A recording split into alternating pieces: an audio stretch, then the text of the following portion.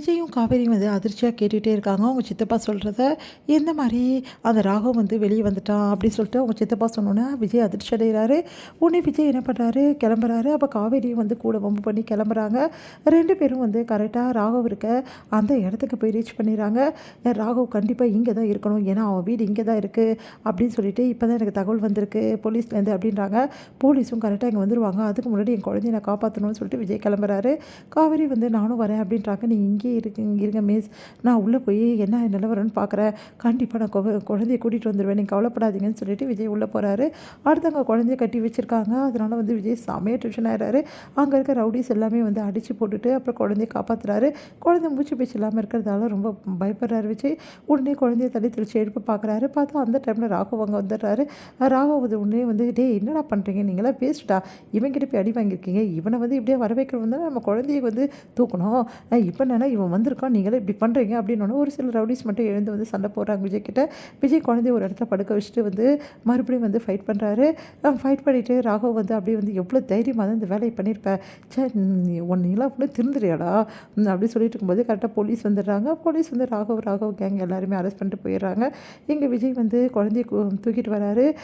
காவேரி பயங்கரமாக பார்த்து கதறி அழறாங்க. அவங்களால தாங்கிக்க முடியல. அவன் உனக்கு என்ன ஆச்சு அப்படின்னு சொல்லிட்டு அழுதுட்ருக்காங்க. என்ன தான் இப்படி ஆச்சு அப்படின்னு சொல்லிட்டு அழறாங்க. உடனே குழந்தை கண்ணை திறந்து பார்க்குறா. அதுக்கப்புறம் அம்முன்னு சொல்லிட்டு கட்டிக்கிறாங்க.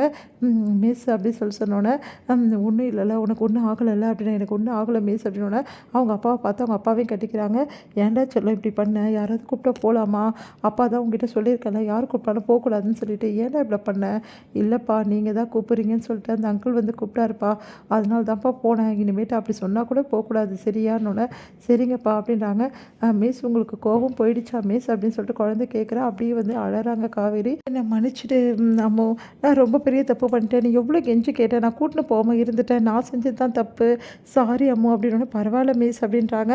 அடுத்து வந்து விஜய் வந்து நம்ம போகலாம் அப்படின்னு சொல்லிட்டு வண்டியில் வந்து ஏற்றுறாங்க. காவேரி வந்து அப்படியே தூங்கி போகிறாங்க. நம்ம காவேரியோட மடியில் அப்படியே தடவி கொடுத்துட்டு குழந்தை ரொம்ப கஷ்டப்பட்டுட்டா, என்னால் தான் இவ்வளோ பிரச்சனை அப்படின்னு சொல்லிட்டு காவேரி வழக்கம் போல் அழ ஆரம்பிக்கிறாங்க. உடனே வந்து விஜய் வந்து அவங்கள தேட்டத்துக்காக சொல்கிறாரு, இங்கே பாருங்கள் மிஸ், எல்லாத்துக்கும் காரணம் நான் தான் தோணுது, நீங்கள் ஆமாம் நான் உங்ககிட்ட கொஞ்சம் வந்து உரிமை எடுத்து பேசினதால் தானே நீங்கள் இப்படி கோச்சிக்கிட்டீங்க, அதனால தான் அந்த கோவத்தை காவேரி கிட்ட காட்டினீங்க, இதுக்கப்புறம் இப்படி நடக்கவே நடக்காது, நான் உங்ககிட்ட டிஸ்டன்ஸ் மெயின்டைன் பண்ணுறேன், நீங்கள் இதுக்கப்புறம் எந்த கவலையும் பட வேணாம், இதுக்கப்புறம் வந்து நான் உங்களை எக்காரணம் கூட டிஸ்டர்ப் பண்ண மாட்டேன் மிஸ் அப்படின்னு சொன்னோன்னே அதிர்ச்சி அடைகிறாங்க.